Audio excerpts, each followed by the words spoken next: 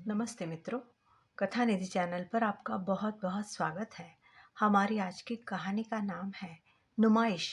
उम्मीद करती हूँ कि कहानी अच्छी लगेगी। चलिए कहानी शुरू करते हैं। रागिनी खामोशी से तैयार होती जा रही थी। न मन में कोई उमंग, न कोई स्वप्न। आज फिर उसे नुमाइश करनी थी। अपनी उम्र के 34 श्रावण पार कर चुकी रागिनी अब थक चुकी थी इस परेड से। पर क्या करे, न चाहते हुए भी परिवार वालों की जागती उम्मीद हेतु वह हर बार तैयार हो जाती थी। शुरू शुरू में अच्छी नौकरी के कारण उसने कई रिश्ते टाल दिए। फिर स्वयं उच्च पदासीन होने के कारण कई रिश्ते निम्न श्रेणी कहकर ठुकरा दिए। 30 पार करते करते रिश्ते आने भी कम हो गए। अब हर 6 माह बीतने के बाद रिश्तों के परिणाम के साथ उनकी गुणवत्ता में भी भारी कमी दिखने लगी थी। रागिनी ने प्रोफेशनल जगत में बहुत नाम कमाया। आज वह अपनी कंपनी की वाइस प्रेसिडेंट है। बड़ा केबिन है, विदेश आना जाना लगा रहता है। सभी वरिष्ठ अधिकारियों की चहेती है वह। पर यह कैसी विडंबना है कि जहां एक तरफ उसकी कैरियर संबंधी उपलब्धि को इतनी छोटी आयु की श्रेणी में रखकर सराहा जाता है, वहीं दूसरी तरफ शादी के लिए उसकी उम्र निकल चुकी है।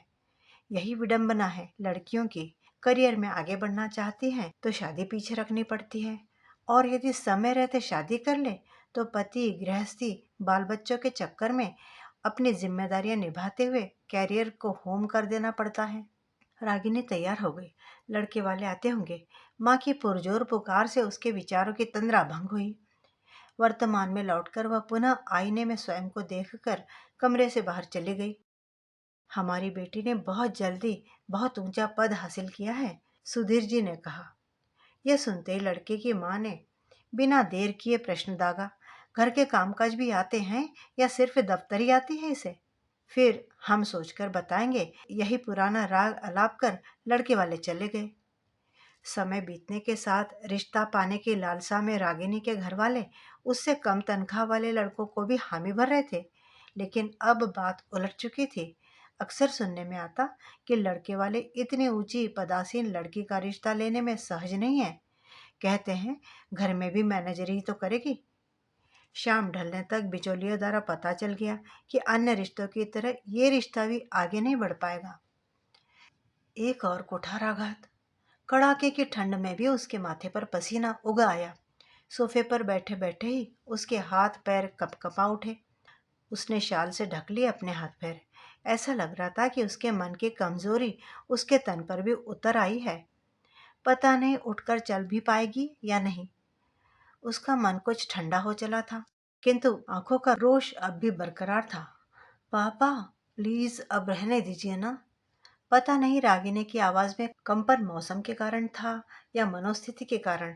इस बेवजह के तिरस्कार से वह थक चुकी थी। जो भी आता है मेरी खूबियों को कसौटियों पर कसने की फिराक में ही नजर आता है। हमेशा शीर्ष पर रहने के बाद हाशिए पर सरकाए जाने की पीड़ा असहनीय लगने लगी है मुझे। उसने भावुक बातों से पिता को सोच में डाल दिया। समय का चक्र चलता रहा। रागिनी के जिद करने पर उसके भाई की शादी करवा दी गई। उसने शादी का विचार ही त्याग दिया। सब कुछ समय पर छोड़कर नौकरी के साथ साथ सामाजिक कार्य करती संस्था से भी वह जुड़ गई। मजदूर वर्ग के बच्चों को शिक्षा देने में उसे सच्चे संतोष की प्राप्ति होती। वहीं उसकी मुलाकात एक दिन सौरभ से हुई। सौरभ भी अपने दफ्तर के बाद सामाजिक कार्य करने हेतु तो इस संस्था से जुड़ गया था। उसकी उम्र करीब 43 साल होगी। ऐसा बालों में सफेदी और बातचीत में परिपक्वता से प्रतीत होता था। दोनों की उम्र में इतना फासला होने के कारण रागिनी बेझिझक उससे घुलने घुलने मिलने लगी। उसकी बातों अनुभव से वह कुछ न कुछ सीखती रहती। एक दिन दोनों काम के बाद कॉफी पी रहे थे। तभी अचानक सौरभ ने पूछा, रागिनी, बुरा न मानो तो एक बात पूछूं? जी पूछिए ना। अभी तक तुमने शादी क्यों नहीं की? क्या बताऊं, रिश्ते तो आते रहे, लेकिन कोई मुझे पसंद ही नहीं आया। और किसी को मैं। अब मैंने फैसला समय पर ही छोड़ दिया है। मैंने सुना है आपने शादी की थी, लेकिन आपकी पत्नी। कहते कहते रागिनी बीच में ही रुक गई। ओह, तो सुन चुकी हो तुम मेरी कहानी। सबके हिस्से ये नहीं होता कि उनका जीवन साथी आजीवन उनका साथ निभाए। फिर कुछ पल की खामोशी के बाद सौरभ ने कहा, मैंने सबसे झूठ कह रखा है कि मेरी पत्नी की मृत्यु हो गई। दरअसल वह मुझे छोड़कर चली गई। उसे जिन सुख सुविधाओं की तलाश थी, वे मैं उसे 30 वर्ष की आयु में नहीं दे सकता था। एक दिन मैं दूसरी कंपनी में प्रेजेंटेशन देकर जल्दी फ्री हो गया और सीधा अपने घर आ गया। अचानक घर लौटने पर मैं अपने घर के बाहर अपने बॉस की कार को खड़ा देखकर अचरज में आ गया कि बॉस मेरे घर क्यों आए होंगे। फटाफट घंटी बजाकर मैं पत्नी की प्रतीक्षा करने लगा। दरवाज़ा खोलने में उसे काफ़ी समय लगा। 3 बार घंटी बजाने पर वह आई। मुझे देखते ही वह अचकचा गई और उल्टे पांव कमरे में दौड़ी। इस अप्रत्याशित व्यवहार के कारण मैं भी उसके पीछे पीछे कमरे में गया तो पाया कि मेरा बॉस मेरे बिस्तर पर शर्ट पहने सौरभ का गला भर्रा गया। उससे आगे कुछ कहते न बना। कुछ क्षण वह चुप नीचे सिर किए बैठा रहा, फिर बोला, पिछले 6 महीनों से मेरी पत्नी और मेरे बॉस का अफेयर चल रहा था। मुझसे तलाक लेने के बाद उसने मेरे बॉस से शादी कर ली। रागिनी ने सौरभ के कंधे पर हाथ रखकर सांत्वना दी। एक बात पूछूं, आपने मुझे ये सब बातें क्यों बताई? कुछ न बोलकर सौरभ चुपचाप रागिनी को देखता रहा। आज उसकी नज़रों में एक अजीब सा आकर्षण था, एक खिंचाव था जिसने रागिनी को अपनी नज़रें झुकाने पर विवश कर दिया। फिर बात को सहज बनाते हुए वह बोली, सौरभ जी, फिर आपने इतने सालों में पुनर्विवाह क्यों नहीं किया? तुम्हारे जैसी कोई मिली ही नहीं। सौरभ की यह बात सुनते ही रागिनी अचकचाकर खड़ी हो गई। ऐसा नहीं था कि उसे सौरभ के प्रति कोई आकर्षण नहीं था। ऐसी बात शायद उसका मन सौरभ से सुनना भी चाहता था, पर यूं अचानक सौरभ के मुंह से ऐसी बात सुनने की उसे अपेक्षा नहीं थी। खैर, मन की बात कब तक छिप सकती थी भला। दोनों की नजरों में एक दूसरे के लिए निमंत्रण था। रागिनी की रजामंदी मिलने के बाद सौरभ ने कहा, रागिनी, मुझे तुमसे कुछ कहना है, जो मेरे लिए इतना मूल्यवान नहीं है, लेकिन हो सकता है कि तुम्हारे लिए वह महत्वपूर्ण हो। मैं धर्म से सिख हूँ, किंतु मेरे लिए धर्म बाद में आता है और कर्म पहले। हम इस जीवन में क्या करते हैं, किसे अपनाते हैं, किससे सीखते हैं, इन सब बातों में धर्म का कोई स्थान नहीं है। हमारे गुरु, हमारे मित्र, हमारे अनुभव, हमारे सहकर्मी, जब सभी अलग अलग धर्म का पालन करने वाले हो सकते हैं, तो हमारा जीवन साथी क्यों नहीं? मैं तुम्हारे गुण व्यक्तित्व के कारण आकर्षित हुआ हूँ और धर्म के कारण मैं एक अच्छी संगिनी को खोना नहीं चाहता। आगे तुम्हारी इच्छा। हालांकि रागिनी भी सौरभ के व्यक्तित्व, उसके आचार विचार से बहुत प्रभावित थी, लेकिन धर्म एक बड़ा प्रश्न था। वो सौरभ को खोना नहीं चाहती थी, खासकर यह जानने के बाद कि वह भी उसे पसंद करता है। मगर इतना अहम फैसला वह अकेली नहीं ले सकती थी। लड़कियों को शुरू से ही ऐसे संस्कार दिए जाते हैं जो उनकी शक्ति कम और बेड़ियां अधिक बनते हैं। आत्मनिर्भर सोच रखने वाली लड़की भी कठोर कदम उठाने से पहले अपने परिवार तथा समाज की प्रतिक्रिया सोचने पर विवश हो जाती है। एक और जहां पुरुष पूरे आत्मविश्वास के साथ अपनी राय दे देता है, पूरी बेबाकी से आगे कदम बढ़ाने की हिम्मत रखता है, वहीं दूसरी ओर एक स्त्री छोटे से छोटे कार्य से पहले भी अपने परिवार की मंजूरी चाहती है, क्योंकि इसी को समाज संस्कार का नाम देता है। आज रात खाने में क्या बनाऊं से लेकर नौकरी करूं या गृहस्थी संभालो तक मानव संस्कार को जीवित रखने का सारा बोझ स्त्री के कंधों पर ही तो है। रागिनी ने यह बात अपनी माँ के साथ बांटी। आप क्या सोचती है इस विषय पर माँ? माँ ने प्रत्युत्तर प्रश्न किया, क्या तुम सौरभ से प्यार करती हो? रागिनी की चुप्पी ने माँ को उत्तर दे दिया। वे बोली, देखो रागिनी, तुम्हारी उम्र मुझे भी पता है और तुम्हें भी। मैं चाहती हूँ कि तुम्हारा घर बस जाए, तुम्हारा जीवन प्रेम से सराबोर हो, तुम भी अपनी गृहस्थी का सुख भोगो। मगर अब तुम्हें ये सोचना है कि क्या तुम दूसरे धर्म के परिवार से तालमेल बैठा पाओगी। यह निर्णय तुम्हें ही लेना है। रागिनी की माँ से हामी मिलने पर सौरभ उसे अपने घर और परिवार वालों से मिलाने ले गया। सौरभ के पिता का तो देहांत हो चुका था। घर में माँ और छोटी बहन थी। रागिनी को सौरभ की माँ पसंद आई। माँ की परिभाषा पर सटीक उतरती, सीधी सरल औरत। विवाह के बाद कौन क्या करेगा, अभी इसका केवल अनुमान ही लगाया जा सकता है। सौरभ की पहली शादी हमने अपनी बिरादरी में की थी, लेकिन अब इतने वर्षों बाद यह किसी को पसंद कर रहा है तो ज़रूर उसमें कुछ खास ही होगा। माँ खुश थी, लेकिन रागिनी हिंदू है यह जानकर सौरभ की बहन का मुंह बन गया। कुछ ही देर में सौरभ की बड़ी विवाहिता बहन आ पहुंची। उसे सौरभ की छोटी बहन ने फोन कर बुलाया था। बहन ने आकर काफी हंगामा किया। तुझे शादी करनी है तो मुझसे बोल, मैं लाऊंगी तेरे लिए एक से एक बढ़िया लड़की। ये तो सोच कि एक हिंदू लड़की एक तलाकशुदा सिख लड़के से, जो उससे उम्र में भी बड़ा है, इतना बड़ा, शादी क्यों करना चाहती है? तूने अपना पास्ट इसे बता दिया? पर कभी सोचा कि जरूर इसका भी कोई लफड़ा रहा होगा? इसने तुझे कुछ बताया?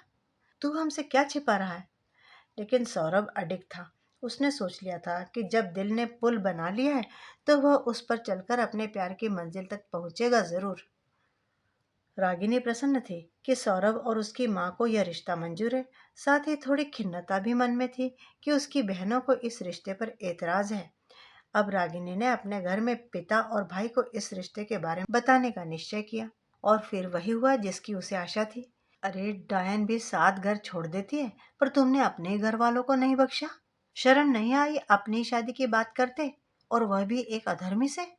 उसका छोटा भाई गरज रहा था। वह भाई जिसकी शादी की चिंता रागिनी ने अपनी शादी से पहले की थी। मैं क्या मुंह दिखाऊंगी अपने समाज में? मेरे मायके में मेरी छोटी बहन कुंवारी है अभी, उसकी शादी कैसे होगी? यह बात खुलने पर उसकी पत्नी भी कहाँ पीछे थी। 100 बात की एक बात रागिनी, यह शादी होगी तो मेरी लाश के ऊपर से होगी। अब तेरी इच्छा है, अपनी डोली चाहती है या अपनी माँ की मांग का सिंदूर? पिता की दो टूक बात पर रागिनी सिर झुकाए रोती रही। वह रात बहुत भारी बीती। बेटे की इस स्थिति पर माँ अपने बिस्तर पर रो रही थी और रागिनी अपने बिस्तर पर। आगे क्या होगा, इससे दोनों अनजान डर पाले हुए थी। अगले दिन पिता ने बुआ को बुला लिया। रागिनी अपनी बुआ से हिली मिली थी, सो पिता ने बुआ को मोहरा बनाया, उसे समझाकर शादी से हटाने हेतु। बुआ ने हर तरह के तर्क वितर्क दिए, उसे इमोशनली ब्लैकमेल भी किया। उनकी बातें जब पूरी हुई तो रागिनी ने बस एक ही वाक्य कहा, बुआ, मैं बस इतना कहूंगी कि यदि मैं सौरभ से शादी नहीं करूंगी तो किसी से भी नहीं करूंगी। लेकिन अपेक्षा के विपरीत रागिनी का शादी न करने का निर्णय उसके पिता और भाई को स्वीकार्य था, लेकिन दूसरे धर्म के नेक प्यार करने वाले लड़के से शादी मंजूर नहीं थी। अगली सुबह नाश्ते की टेबल पर पिता बोले, रागिनी की शादी के लिए मैंने एक लड़का देखा है, हमारे बनवारी जी का भतीजा। देखा भाला परिवार है, उन्हें भी शादी की जल्दी और हमें भी है। उन्होंने घृणा भरी दृष्टि रागिनी पर डाली।